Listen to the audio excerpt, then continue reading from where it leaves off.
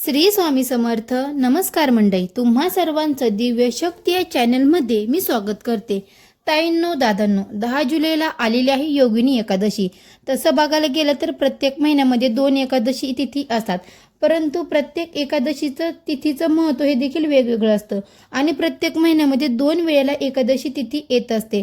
प्रत्येक एकादशी तिथी जी आहे ना, तर ती भगवान विष्णू देवांना समर्पित मानली गेली जाते. 10 जुलैला योगिनी स्मार्त एकादशी आलेले आणि या दिवशी आपण जर व्रत केले, उपवास केले तर साक्षात भगवान विष्णुदेव देवांची कृपा आपल्यावरती होते, आपल्या कुटुंबावरती होते आणि आपल्या जीवनातील जे काही दुःख, दारिद्र्य, गरिबी आहे तर ती देखील नष्ट होते आणि आपल्याला मोक्षाची प्राप्ती होत असते. परंतु प्रत्येक व्यक्तीला एकादशीचं व्रत किंवा उपवास करणं शक्य होत नाही. तर काय मंडळीनं, जरी आपण या दिवशी व्रत नाही केलं, उपवास नाही केला तरी देखील चालतं, परंतु आपल्याला या दिवशी आवर्जून पिंपळ वृक्षाची सेवा, पूजा जी आहे तर ती करायची आणि पिंपळ वृक्षाला एक अतिशय अत्यंत महत्त्वाची वस्तू जी आहे तर ती आपल्याला अर्पण करायची. बघा, पिंपळाच्या झाडाला आपल्याला ही वस्तू अर्पण करायची आहे. बघा, कारण की पिंपळाच्या झाडाला आपल्याला हिंदू धर्मामध्ये खूप खास विशेष महत्त्व आहे. देवी शक्ती आणि देवी वृक्ष असा हा पिंपळ वृक्ष मानला जातो आणि पिंपळाच्या झाडामध्ये भगवान विष्णुदेव आणि माता लक्ष्मीचं वास्तव्य असतं. म्हणूनच आपल्याला पिंपळ वृक्षाला एक वस्तू जी आहे तर ती अर्पण करायची, की ज्यामुळे ही वस्तू अर्पण केल्यामुळे आपल्याला जन्मजन्मी जे काही दुःख, दारिद्र्य, गरिबी आहे तर ती दूर होईल आणि माता लक्ष्मी आणि भगवान विष्णुदेवांची कृपा आपल्या मनातील जे काही अधुऱ्या इच्छा, आकांक्षा, मनोकामना आहे तर त्या देखील हळूहळू करत पूर्ण होतील. आपल्या जीवनामध्ये बऱ्याच समस्या असतात. कधी कधी आपल्या जीवनामध्ये आर्थिक समस्येचा खूप सामना देखील करावा लागतो. म्हणजेच की काय, तर पैशाची अडचणी आपल्या घरामध्ये येत असतात.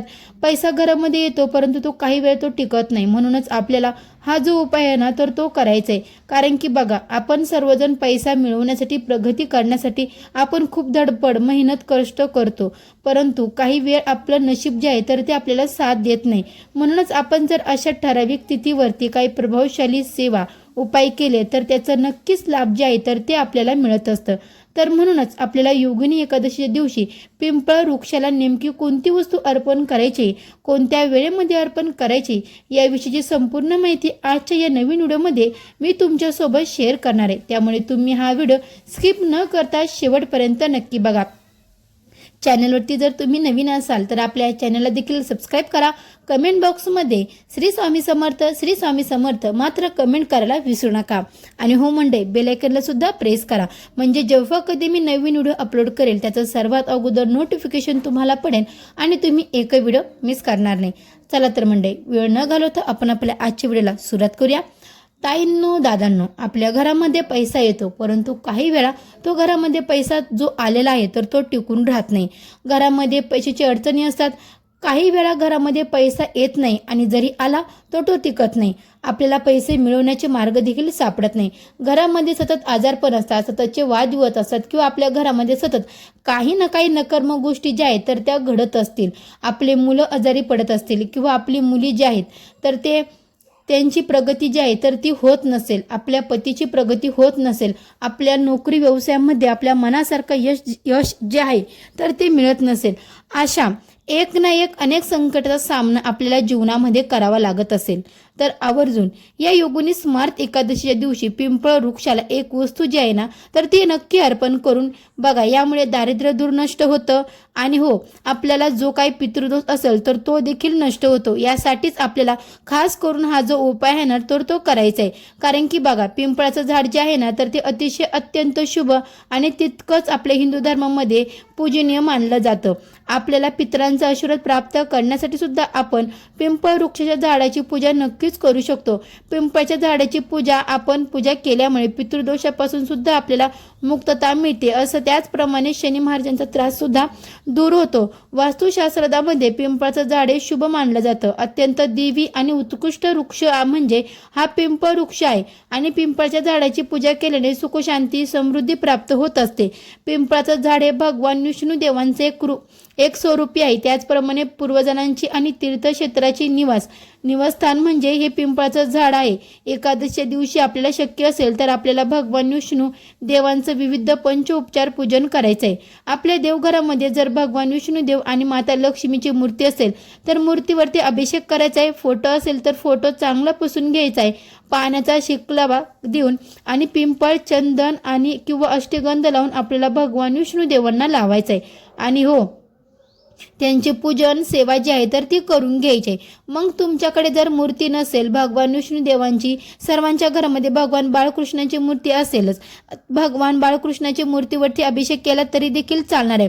बघा, बाळकृष्णाचा अवतार विष्णुदेवांचा अवतार मानला जातो. त्यामुळे आपण या दिवशी पूजा जी आहे तर ती भगवान बाळकृष्णाची नक्कीच करू शकता. आणि एक वेळा आपण पूजा नाही केली तरी सुद्धा चालेल. आपल्याला फक्त पिंपळ वृक्षाला मात्र एकच जी वस्तू आहे ना तर ती अर्पण करायची. वस्तू आपल्याला प्रदोष काळामध्ये अर्पण करायची, जी अर्पण करायची कारण की संध्याकाळची वेळी तिन्ही सांजेला पिंपळाच्या झाडाच्या सर्वप्रथम पूजा करायची. आपल्याला आजूबाजूला किंवा जिथे कुठे जवळपास तुम्हाला पिंपळ वृक्ष असेल तर तिथे जायचं आहे. जाताना मात्र तिन्ही सांजेला आपल्याला जायचं आहे. आणि तिन्ही सांजा म्हणजेच की काय तर भामंडळींनो, 6 ते 7 वाजेपर्यंत हा उपाय तुम्ही करू शकता. पिंपळाच्या झाडाखाली गेल्यावरती सर्वप्रथम आपल्याला दिवा जो आहे तर तो प्रज्वलित करायचा आहे. दिवा घेताना आपल्याला चौमुखी दिवा तयार करून घ्यायचा आहे. दिव्यामध्ये आपल्याला तिळाचं किंवा मोहरीचं तेल घालायचं आहे. आता तिळाचं तेल नसेल तर किंवा मोहरीचं तेल नसेल तर आपण देवघरामध्ये दिव्यासाठी जे तेल वापरतो ना तेच तेलसुद्धा तुम्ही घेऊ शकता. आणि हो मंडळी, त्यामध्ये थोडंसं चिमूटभर काळे तीळ जे आहेत ना तर ते टाकायचे. असा हा चौमुखी दिवा जो आहे तर तो आपल्याला तयार करायचा आहे. 4 वाती त्या दिव्यामध्ये आपल्याला लावायचे आहे. आणि पिंपळ वृक्षाच्या झाडाकडे आपल्याला हा दिवा प्रज्वलित करायचा आहे. मात्र दिवा आपल्याला डायरेक्ट जमिनीवरती ठेवायचा नाही. दिव्याला थोडंसं आपल्याला फुलाच्या पाकळ्या किंवा अक्षदाचा आसन द्यायचा आहे आणि त्यावरती हा दिवा जो आहे तर तो ठेवायचा आहे.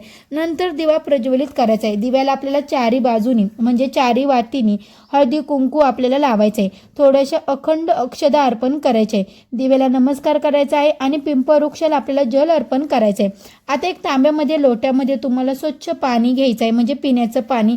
आणि पाणी हे तुम्हाला अत्यंत थोडीशी साखर किंवा खडी साखर घालायची आहे पाण्यामध्ये. आणि हे पाणी तुम्हाला ओम नमो भगवते वासुदेवाय नमः, ओम नमो भगवते वासुदेवाय नमः हा मंत्र पठण करत करत अर्पण करायचे. आणि पिंपळाच्या झाडाला थोडंसं तुम्हाला काळे तीळ किंवा काळे उडीद जे आहे तर ते देखील अर्पण करायचे. यानंतर तुम्हाला मनामध्ये ओम नमो भगवते वासुदेवाय नमः, ओम नमो भगवते वासुदेवाय नमः या मंत्राचं पठण करून झाल्यावरती तुम्हाला 11 प्रदक्षिणा देखील करायचे आहे. कारण की बघा, पिंपळ वृक्षाला काळे तीळ आणि काळे उडीद अर्पण केल्यामुळे आपला जो काही शनिदोष, पितृदोष असेल ना तर तो देखील दूर होतो. आणि आयुष्यातील पैशासंबंधीच्या जे काही आर्थिक अडचणी आहे, कष्ट आहे तर ते देखील दूर होतात. म्हणून काळे तीळ आणि काळे उडीद जे आहे तर ते देखील आवर्जून आपल्याला अर्पण करायचे. यानंतर पिवळ्या मिठाईचा नैवेद्य जो आहे तर तो देखील ठेवायचा आहे. किंवा मग तुम्ही केळीचा नैवेद्य प्रसाद म्हणून ठेवला तरी देखील चालणार आहे. तसेच तुम्हाला शक्य असेल तर पिवळ्या रंगाची फुले आवर्जून अर्पण करायचे. त्याचबरोबर खूप म्हणजे दीप, अगरबत्ती ओळून घ्यायचा आहे. तुम्हाला मनामध्ये जप करायचा आहे ओम नमो भगवते वासुदेवाय नमः, ओम नमो भगवते वासुदेवाय नमः. आणि पिंपळ वृक्षाला 11 प्रदक्षिणा करायच्या आहे. प्रदक्षिणा करत असताना सांगितल्याप्रमाणे ओम नमो भगवते वासुदेवाय नमः ह्या मंत्राचं तुम्हाला पठण करायचं आहे. 11 प्रदक्षिणा करून झाल्यावरती मंडळींनो, आपल्याला 11 प्रदक्षिणा पूर्ण झाले की पिंपळ वृक्षाला तुम्हाला हात लावायचा आहे. आणि आपल्या मनातील जी काही कठीणातली कठीण इच्छा असेल तर ती तुम्हाला बोलायची, व्यक्त करायचे. भगवान विष्णू देवांना आणि आपल्या पितरांना, पूर्वजांना आपल्याला सांगायचं आहे. त्याचबरोबर माता लक्ष्मी देखील स्मरण करायचे. जर पितृदोष असेल तर पितृदोषामुळे आपल्याला काही गोष्टींचा त्रास होत असेल, आपल्या पूर्वजांचं स्मरण करायचं आहे आणि त्यांना आपली जी काही इच्छा आहे तर ती पूर्ण करावी. या त्यांच्याबाबत आपल्याकडून जर काही चूकभूल झाली असेल तर त्यांना मात्र क्षमा याचना प्रार्थना आपल्याला करायचे. आणि आपली जी काही इच्छा आहे तर ती त्यांना अगदी तळतळीने सांगायचे. कारण की बघा, पितरांचं आशीर्वाद प्राप्त व्हावं म्हणून सुद्धा आपल्याला प्रार्थना करायची आहे. जर शनी महाराजांचा त्रास असेल तर आपल्याला शनी महाराजांचं स्मरण करायचं आहे. आणि शनीची 7.5 किंवा शनीचा त्रास आहे, शनी दोष आहे तर तो नष्ट व्हावा म्हणून आपल्याला मनोभावे प्रार्थना करायची. आणि जेव्हा पिंपळाच्या झाडाखाली तिळाच्या तेलाचा दिवा लावतो त्यावेळेला आपल्याला शनिदोष जो आहे तर तो नष्ट होत असतो. आपल्याला घरामध्ये सततचे वादविवाद, कलह, अशांतता या गोष्टी होत असतील तर किंवा मग आपली मुलं खूप चिडचिडपणा, हट्टीपणा करत असतील तर आपण जेव्हा पिंपळवृक्षाची पूजा करण्यासाठी जाणार आहोत ना, त्यावेळेला आपण आपल्या 7 प्रकारचे म्हणजे सप्तधान्य एका मुठीमध्ये घ्यायचं आहे आणि आपल्या घरावरून ओळून घ्यायचं आहे. प्रत्येक धान्याचं आपल्याला 5-5 दाणे, 7-7 दाणे, 9-9 दाणे असे तुम्हाला घेतले तरी देखील चालणार आहे. हे सप्तधान्य घ्यायचं आहे आणि 11 वेळा आपल्या घरावरून ओळून घ्यायचं आहे. मेन म्हणजे आपला जो मुख्य दरवाजा आहे तर त्या दारावरून ओळून घ्यायचं आहे. मंडळी, त्याच्या बाहेरून बाजूला तुम्हाला उभं राहायचं आहे आणि आतल्या बाजूनी आपलं तोंड जे आहे तर ते करायचं आहे आणि हे 11 वेळा ओळून घ्यायचं आहे. जेव्हा आपण पिंपळवृक्षाची पूजा करणार आहोत तर त्यावेळेला आपल्याला हे पिंपळवृक्षाखाली हे सप्तधान्य जे आहे तर ते ठेवायचं आहे.